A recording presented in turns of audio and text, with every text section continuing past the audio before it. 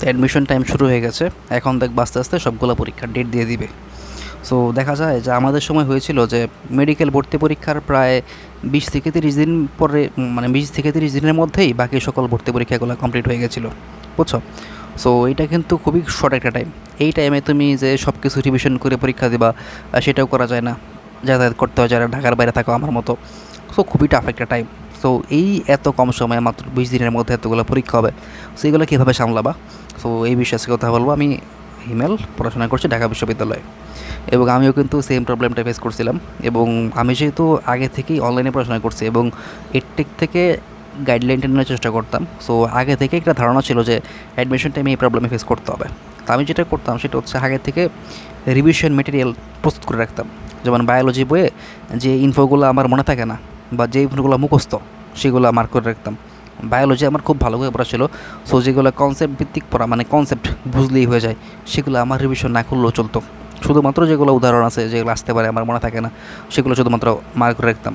কেমিস্ট্রির ক্ষেত্রে একটা ভালো নোট ছিল আমার টিচারের, সো নোটটার মধ্যে নোট তো পড়ছিলামই, প্লাস নোটটা মার্ক করে রাখছিলাম, বুঝছো। আর মেইন বইয়ের কিছু কিছু দাগানো লাইন যেগুলো মনে থাকে না সেগুলো মার্ক করে রাখছিলাম। ম্যাথ এবং ফিজিক্সের ক্ষেত্রে একটা শর্ট নোট করছিলাম, যে একটা তো আমার খাতা ছিল আলাদা, সূত্রের খাতা শুধুমাত্র, ওই খাতা শুধুমাত্র সূত্রের জন্য। আর একটা নোট বানাইছিলাম যে ট্রিক্সগুলো আছে, শর্টকাট না, ট্রিক্স, কিছু কিছু ট্রিক্স আছে, যেমন ট্রিক্স এবং বেসিক কথাবার্তা যেগুলো পরীক্ষার আগে দেখে যেতে হবে, সেগুলো ম্যাথ এবং ফিজিক্সের সম্পূর্ণ ফার্স্ট পেপার সেকেন্ড পেপার মাত্র 4টা না 5টা পেজে আটাই ফেলছিলাম আর কি।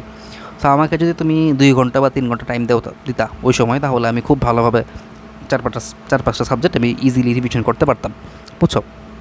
সো এই কারণে মোটামুটি আমার রিভিশন নিয়ে খুব একটা প্রবলেম ফেস করতে হয় নাই। এবং অনেক পরীক্ষা এমন হবে যে তোমার রিভিশন দিতেই পারবে না, এত ছোটো করার পরেও 2-3 ঘন্টাও পড়ার মুড থাকে না, টানা পরীক্ষা থেকে ঘুম হয় না, এক জায়গা থেকে আরেক জায়গায় তোমার শিফট করতে হয়, ঝামেলা থাকে। সো অ্যাডমিশন শুরু করছো, এখন থেকেই চিন্তা করবা যে পরীক্ষার আগে না পরে পরীক্ষা দিতে হবে। এখন থেকেই তোমার রিভিশন মেটেরিয়ালগুলো এগুলো গুছিয়ে রাখবা, যে পরীক্ষার আগে যাতে প্রবলেম না হয় এবং একদিনের মধ্যে যাতে মানে রিভিশন করতে পারো। এই ক্ষেত্রে যারা একাডেমিক থেকে খুব ভালো করে পড়ছে তারা সবচেয়ে উপকার পাবে, কারণ যাদের আগে থেকে ভালো করে পড়া আছে তাদের সব কিছু পড়া লাগবে না, তারা এমনিতেই পারবে।